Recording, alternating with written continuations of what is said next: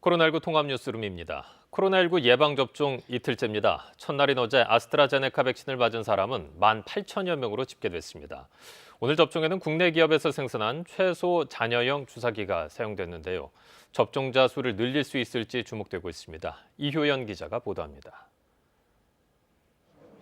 오늘 오전 9시, 한 여성이 다소 긴장한 표정으로 접종실에서 대기합니다. 접종을 마치자 코로나19 확진자 병동에서 일하는 여성 환경미화원을 시작으로 화이자 백신 접종이 시작됐습니다.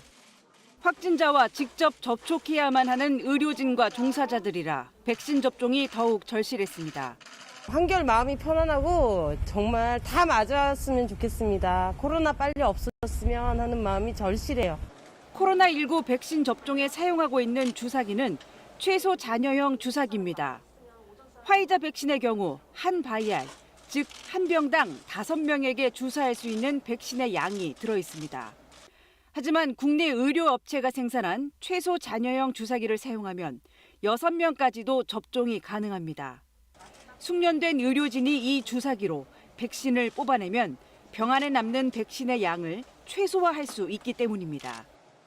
그 과정에서 어떤 주사기를 사용했는지 그리고 접종을 하시는 간호사의 숙련도 이런 것에 따라서 몇 도즈가 뽑아져 나올 수 있는지는 달라질 수 있다.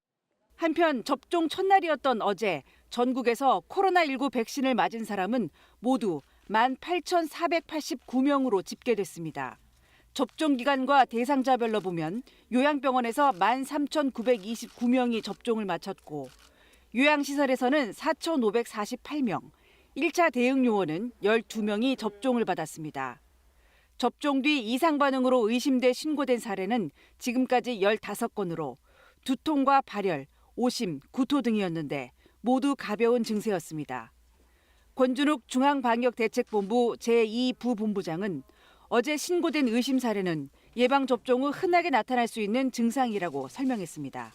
KBS 뉴스 이효연입니다. 어제는 아스트라제네카 백신 접종이 처음 실시됐죠. 오늘부터는 화이자가 개발한 코로나19 백신 접종이 같이 진행되고 있는데요. 접종이 이루어지고 있는 국립중앙의료원 중앙예방접종센터의 취재기자 연결해 보겠습니다. 이승재 기자, 현재까지 접종 진행 상황 알려주십시오. 네, 첫 화이자 백신 접종은 오전 9시부터 시작돼 8시간 동안 이어지고 있습니다. 처음으로 화이자 백신 접종을 맞는 이들은 모두 300명인데요. 코로나19 최전선에서 일하고 있는 국립중앙의료원과 수도권 코로나19 환자 치료 병원에서 근무하는 의료진과 종사자들입니다. 오전엔 100명 정도가 접종을 마쳤고 나머지 200여 명은 오후 중에 접종이 끝날 것으로 예상되고 있습니다. 1호 접종자는 확진자 병동에서 일하는 여성 환경미화원 정미경 씨였는데요. 정 씨는 완벽하게 항체가 형성돼 옛날처럼 즐겁고 기분 좋게 일하고 싶다는 소감을 밝혔습니다. 오늘 화이자 백신 첫 접종에는 정세균 국무총리가 참관했었는데요. 정 총리는 국민들이 안전하고 신속하게 접종을 받을 수 있도록 국가적 역량을 총동원하겠다고 강조했습니다. 자, 이번에는 앞으로의 화이자 백신의 접종 일정 알려주시겠습니까? 네, 이곳 중앙예방접종센터에선 오늘부터 다음 달 12일까지 접종이 이루어지고요. 3일절 연휴 기간에도 쉬지 않고 접종은 계속됩니다. 다음 달 3일부터는 권역과 지역의 예방접종센터에서도 접종이 시작됩니다. 순천향대 천안병원 등 권역 예방접종센터 3곳과 지역 예방접종센터인 계명대 대구 동산병원에선 3일부터 9일까지 접종이 이뤄집니다. 다음 달 8일부터는 일부 의료기관도 백신이 배송돼 기관별로 자체 접종을 진행하게 됩니다. 이렇게 일정대로 진행이 되면 코로나19 환자 치료 의료진과 종사자 5만 5천 명 전원에 대한 접종은 다음 달 20일 모두 마칠 계획입니다. 이 과정에서 가장 중요한 건 화이자 백신의 온도이기 때문에 접종까지 정해진 시간 안에 이 조건을 반드시 지키겠다고 방역당국은 강조했습니다. 지금까지 국립중앙의료원에서 KBS 뉴스 이승재입니다. 전국의 요양병원과 요양시설 등에서는 오늘도 아스트라제네카 백신 접종이 이루어졌는데요. 수도권의 한 요양병원에 나가 있는 취재기자 연결해 보겠습니다. 김민혁 기자, 어제 이어 오늘 두 번째 달인데요. 현재 상황 전해주십시오. 네, 제가 나와 있는 이곳 요양병원은 둘째 날 접종 일정이 모두 마무리됐습니다. 어제에 이어서 오늘 접종까지 마치면서 이곳 병원에서 실시할 수 있는 모든 접종 일정이 끝이 났습니다. 어제는 환자 등 30명에 대한 접종이 이뤄졌고 오늘 종사자 30명에 대한 접종까지 끝난 겁니다. 통상 아스트라제네카 백신은 한 바이알, 그러니까 한 병당 10명이 맞을 수 있어서 어제와 오늘 각각 3병씩 사용한 셈입니다. 기본적으로 이곳처럼 의사가 근무하는 요양병원은 병원 내 자체 접종이 가능합니다. 그런데 10명 단위로 접종이 이루어지다 보니 그 외에 남는 대상자들은 추가로 보건소에 가서 접종을 진행해야 합니다. 자, 지금까지 특별히 이상 반응을 호소하는 분은 없었습니까? 일부 발열이나 두통 같은 경미한 증상을 호소하시는 분들이 종종 있었습니다.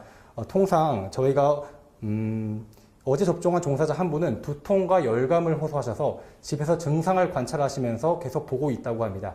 저희가 계속 강조드리는 거지만 접종을 마치신 이후에 곧바로 집으로 가시면 안 됩니다. 30분 정도 접종 기간에 머무시면서 자신의 몸 상태를 체크하시는 것이 무엇보다 중요합니다. 지금까지 의정부 카네이션 요양병원에서 KBS 뉴스 김민혁입니다. 다음 소식입니다. 오늘 국내 코로나19 신규 확진자 수 415명으로 집계됐습니다. 연일 400명 안팎의 확진자가 발생하고 있는 가운데 어제 코로나19 백신 접종이 시작됐는데요. 재난방송센터 연결해서 자세한 상황 알아보겠습니다. 이정훈 기자, 먼저 확진자 현황부터 살펴보죠. 네, 신규 확진자는 415명으로 집계됐습니다. 이번 주 내내 400명 안팎을 유지하는 모습입니다. 위중증 환자는 2명이 줄었는데요. 사망자는 10명 늘었습니다. 오늘도 국내 발생 신규 확진자 가운데 약 80%가 수도권에서 나왔습니다. 경기 166명, 서울 130명을 기록했습니다.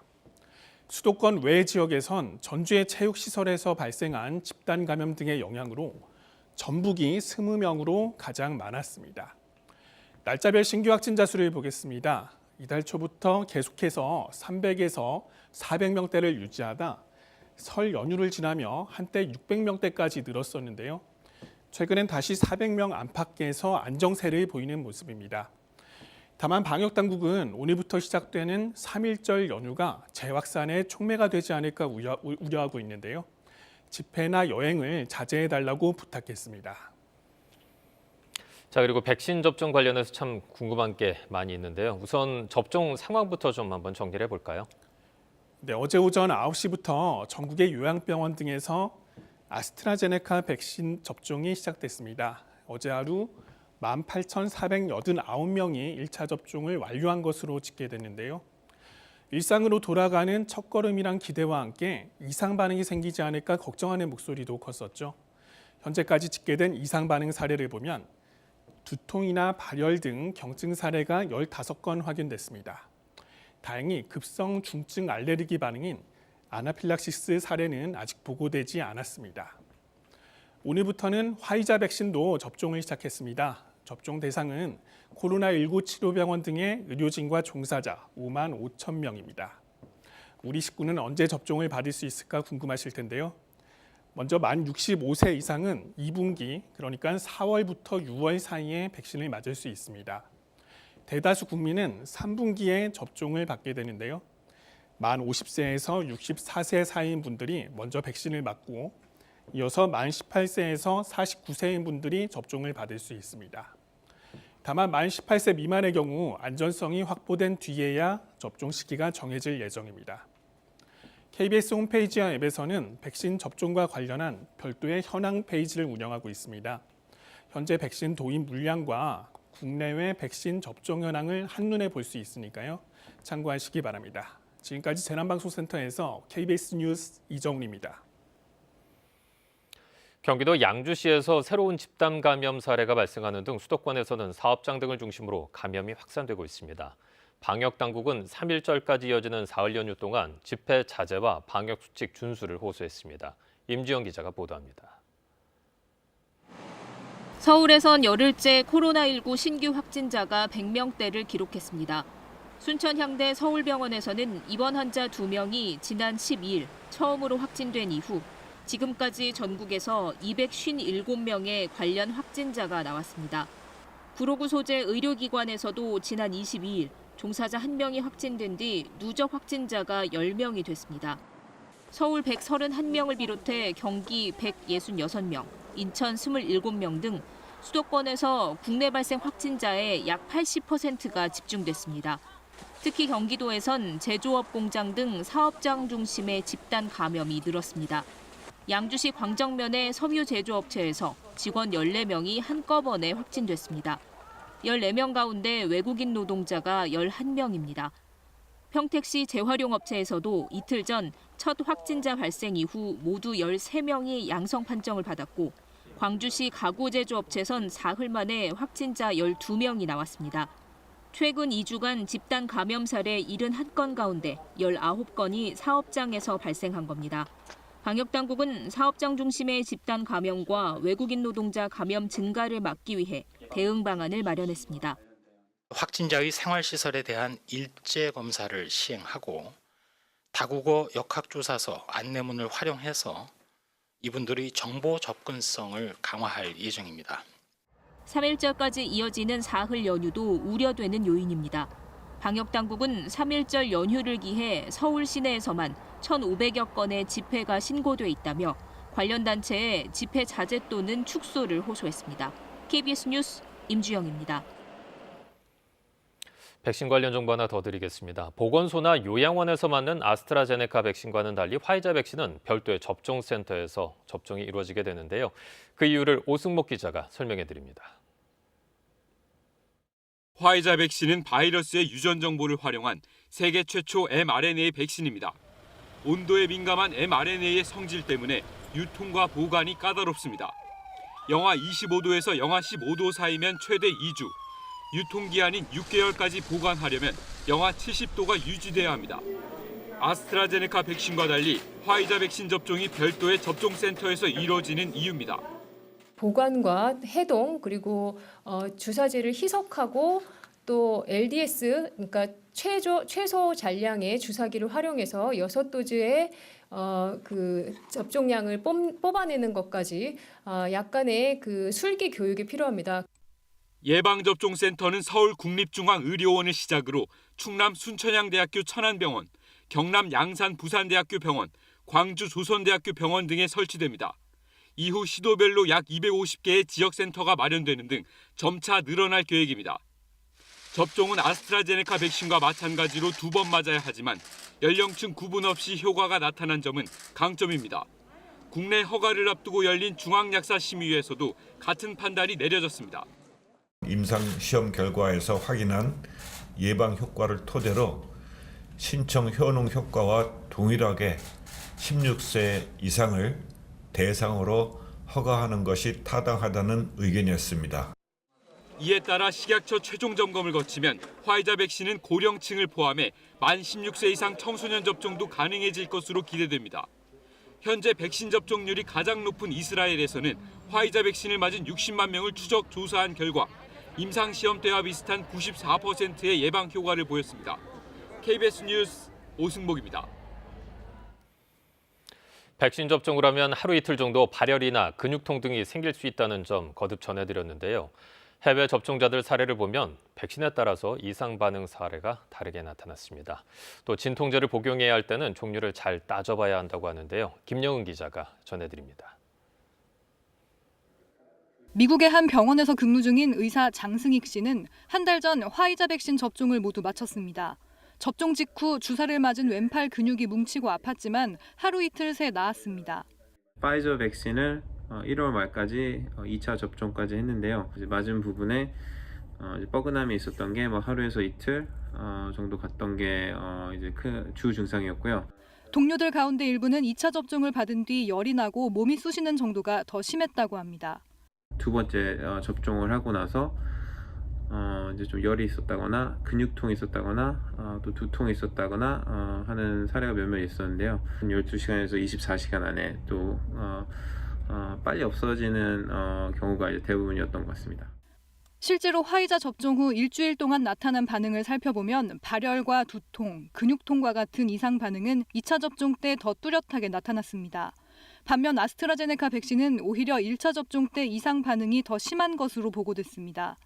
대부분 이런 증상들은 이틀 정도면 사라지지만 통증이 심하면 진통제를 복용할 수 있습니다. 그럴 땐 이부프로펜, 즉 브루펜 계열은 피하고 아세트아미노펜, 즉 타이레놀 계열의 진통제를 먹는 게 좋습니다. 면역 반응에 대한 걱정이 좀 있으시다면 소염제 형태보다는 이런 아세트아미노펜과 같은 이런 약물을 쓰시는 게 도움이 될 수는 있겠습니다. 다만 백신 접종 전에는 진통제 복용을 피해야 합니다. 또 질병관리청은 고혈압이나 당뇨병 관련 약물은 접종과 무관하다고 설명했습니다. KBS 뉴스 김영은입니다. 정부의 계획대로 11월에는 집단 면역이 형성돼 일상으로 돌아갈 수 있기를 많은 분들이 고대하고 계실 텐데요. 하지만 전문가들은 백신 접종 후 바로 항체가 형성되는 것은 아니라고 강조하고 있습니다. 신민의 의학 전문 기자가 보도합니다. 굉장히 답답하게 느끼고 있고요. 게다가 요즘 날이 따뜻해지면서 외출을 더 많이 하고 싶은데 마스크 쓰는 거 너무 싫다고 예전에 마스크 안 쓰고 어디 갔을 때 너무 좋았는데 마스크를 쓰지 않았던 때로 돌아가고 싶은 마음은 간절합니다. 하지만 백신을 맞았다고 해서 바로 면역력이 생기는 건 아닙니다. 면역 원성을 깨워주는데도 충분한 간격을 두고 맞는 것이 좋습니다. 그래서 파이자 백신은 3주, 또 아스트라제네카는 8주의 간격에 접종 권고를 하고 있습니다. 두 차례에 걸친 접종을 마쳤더라도 2주 정도는 지나야 예방 효과를 갖게 됩니다. 이후 항체가 몸 안에 생겼더라도 얼마나 지속되는지는 알 수 없습니다. 코로나19에 걸렸다가 회복된 사람들에게 생긴 항체는 최소 6개월까지 유지됩니다. 반면 백신 접종으로 생겨난 항체는 지속 기간에 대한 연구가 부족해 얼마나 유지되는지는 정확하게 알 수 없는 상태입니다. 또 백신을 맞았다고 모두가 똑같은 면역력을 얻는 것도 아닙니다. 일부는 여전히 예방할 수 있는 능력을 획득하지 못했을 수도 있죠. 내가 위험도를 크게 낮춘 상태는 맞지만 없다고 할 수는 없으니 여전히 마스크 착용이 필요할 수 있겠다. 변이 바이러스도 큰 변수입니다. 전파력이 강한 변이 바이러스가 계속 유입되고 있는데 백신 효과를 떨어뜨릴 수 있기 때문입니다. 결국 백신이 막아주지 못하는 부분은 마스크가 대신해줄 수밖에 없습니다. 때문에 올해 11월까지 백신 접종률 70%를 달성하면 유행 대응은 가능하지만 곧바로 마스크를 벗고 코로나19 이전의 일상으로 돌아가기는 쉽지 않다는 얘기입니다. 집단 면역으로 가기 위한 첫 발걸음을 뗐지만 아직은 가야 할 길이 멉니다. 백신을 맞았더라도 마스크 쓰기와 거리 두기를 계속해서 지켜 나가야 합니다. KBS 뉴스 신민혜입니다. 식품의약품안전처가 얀센사의 코로나19 백신에 대한 허가 심사에 착수했습니다. 식약처는 오늘 얀센사가 코로나19 백신의 품목 허가를 신청했다고 밝혔습니다. 얀센사의 백신은 정부에서 2분기 도입 예정으로 1회 투여만 하면 되는 백신입니다. 또 얀센사의 백신은 코로나19 바이러스 표면 항원 유전자를 아데노바이러스 주형에 넣어 제조한 바이러스 벡터 백신으로 아스트라제네카 백신과 동일한 플랫폼입니다. 이번 3.1절 연휴 기간 일부 보수성향 단체가 서울 도심에서 열기로 한 집회에 대해 법원이 조건부로 허용했습니다. 법원은 코로나19 확산 방지를 이유로 객관적 근거 없이 집회를 금지하는 것은 헌법상 집회의 자유 침해로 보고 참석 인원 제한 등 방역 수칙을 준수한다면 무질서한 집회가 될 가능성이 적다고 판단했습니다. 이지은 기자가 보도합니다. 서울행정법원 행정팔부는 보수 성향 단체인 자유대한호국단이 서울시를 상대로 낸 집회금지 처분 효력정지 신청을 일부 인용했습니다. 이 단체는 3.1절 연휴 기간 서울 광화문 인근에서 매일 집회를 열겠다고 신고했지만 서울시로부터 금지 통보를 받았습니다. 코로나19 확산 방지를 위해 일부 도심 집회를 제한하기로 한 서울시 고시 내용을 위반한다는 이유에서입니다. 그러나 재판부는 이 고시는 헌법이 보장하는 집회의 자유를 본질적으로 침해하는 재량권 남용이라고 판단했습니다. 집회를 제한할 땐 감염병 확산과 관련해 객관적, 합리적 근거를 가지고 최소한의 범위 내에서 이루어져야 한다는 겁니다. 그러면서 서울시와 경찰이 적절하게 통제한다면 대규모의 무질서한 집회가 될 가능성은 적어 보인다고 판단했습니다. 재판부는 다만 집회 인원을 20-30명으로 제한하고 보건용 마스크를 의무적으로 착용하는 등 집회 허용 범위를 제시했습니다. 앞서 같은 법원 행정 5부 역시 한 40대가 낸 서울시의 집회금지 처분 효력 정지 신청을 일부 인용했습니다. 재판부는 코로나19 종식을 위해선 방역수칙 준수가 필요하지만 집단적 표현의 자유가 숨쉴 수 있는 기회나 공간이 완전히 닫혀서는 안 된다고 인용 사유를 밝혔습니다.